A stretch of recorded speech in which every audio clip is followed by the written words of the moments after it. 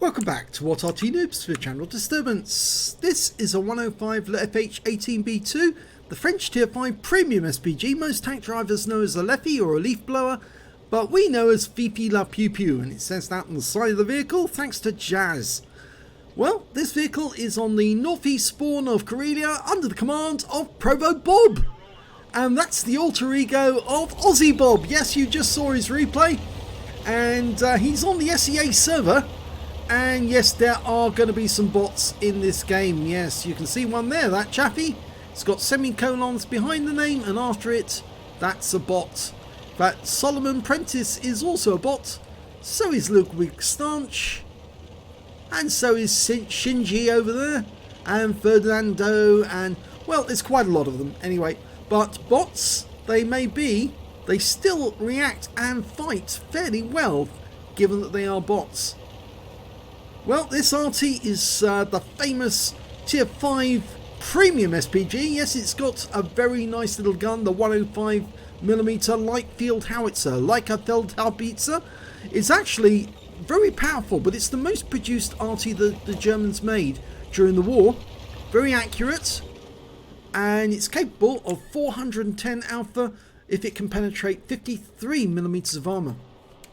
Well, he's got a number of targets to fire at, but in order to be accurate with this Arty, you need to let it dial in on target.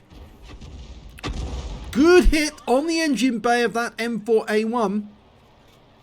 It can be that accurate. Fires around at the M4 again, but no, it's moving too quick. Okay, we've got a Leopard hiding on that corner there. Rounds out on him. And he's out the game. Just like that, he's back in the garage, scratching his head and saying, Arty's OP. No, I'm afraid it's not OP. It's just you were sitting in a rather obvious place and you made it easy for us to wipe you out.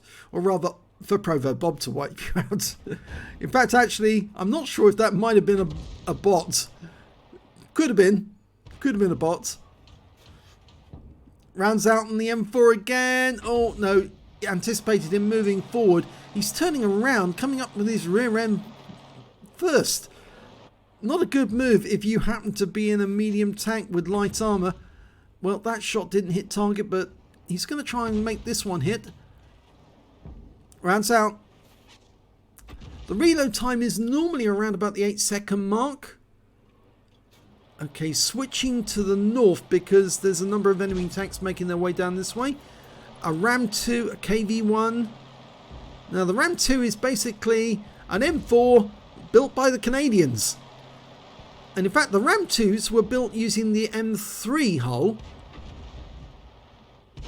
because they made an initial batch of Ram 2s with M3 specification, M4s with M3 specification, and then they switched over to the M4 hull afterwards, the special hull, the one that didn't require bolting together, and those became known as Grizzlies. Rounds out on the Ram 2.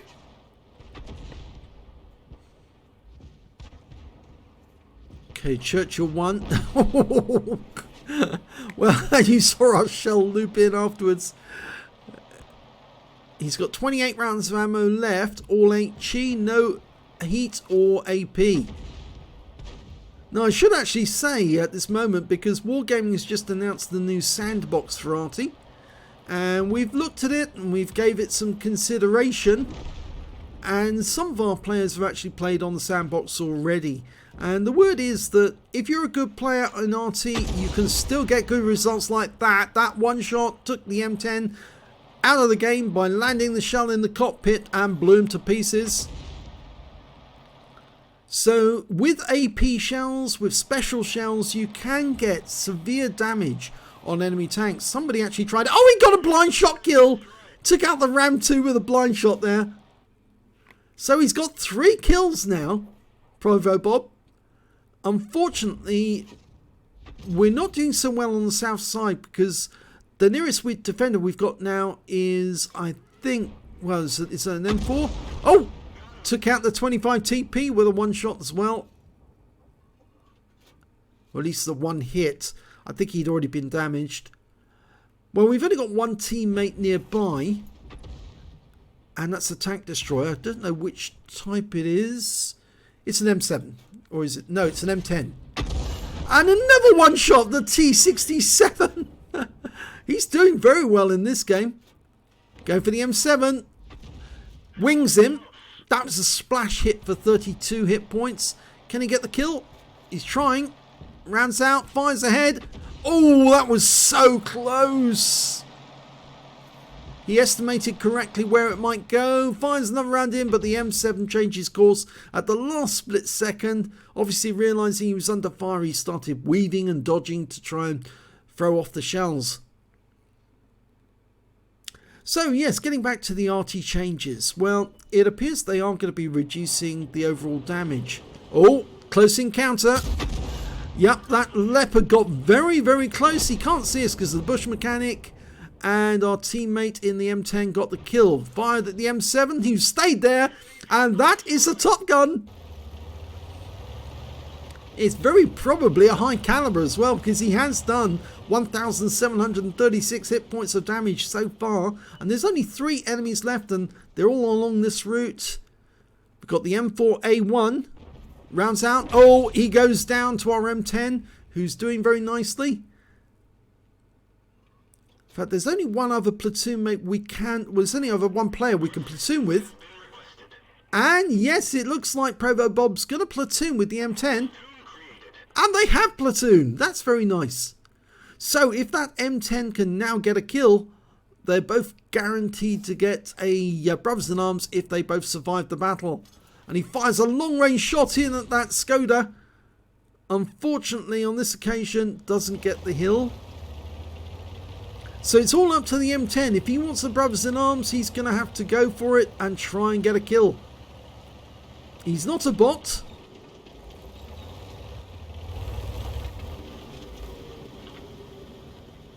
It looks to me like ProvoBob's going to try and guard his gap area by sitting behind this bush.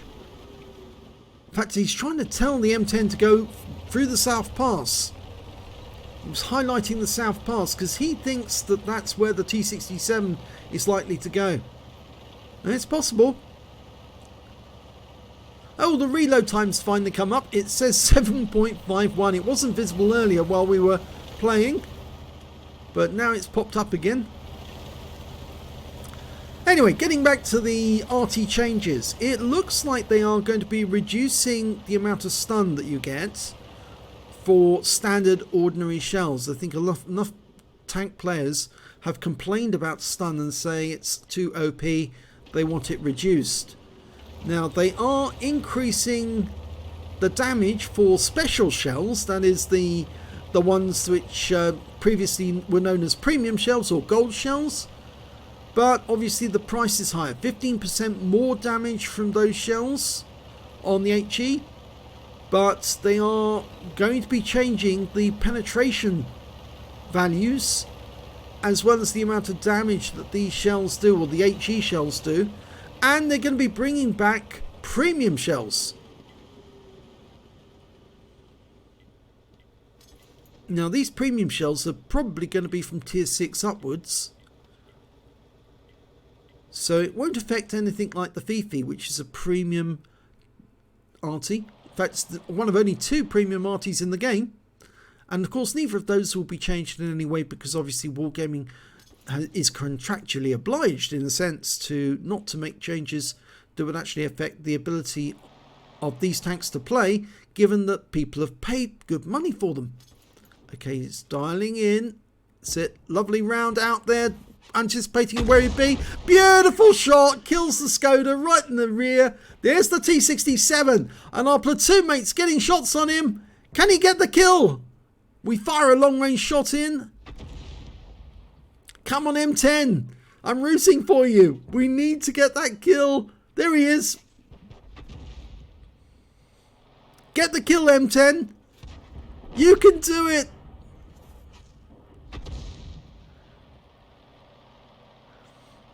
If ProvoBob leaves this kill... Oh, no, he fired there. And he's missed. If only the M10 can get it, that will be absolutely perfect. What a way to end the game.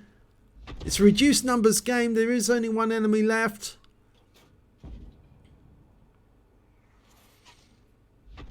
He's only got 5 rounds of HE left. He needs to hold on to those. Don't fire anymore. Oh, he's firing at all the possible spots. You need that ammo. Come on, M10, you need to get the kill. Oh, he got him!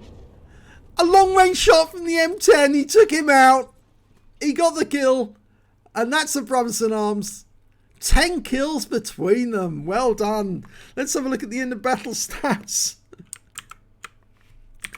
And it's a first class tank for ProvoBob in the 105 leFH18B2. He managed to get a bruiser medal for getting at least 5 critical hits. He got 10 in that one. He got a Brothers in Arms. He was in platoon with somebody else and they both managed to get at least 3 kills apiece right at the end of that battle. Well done, M10. And he also picked up a high caliber for dealing the most damage in the battle and a top gun for getting at least 6 kills.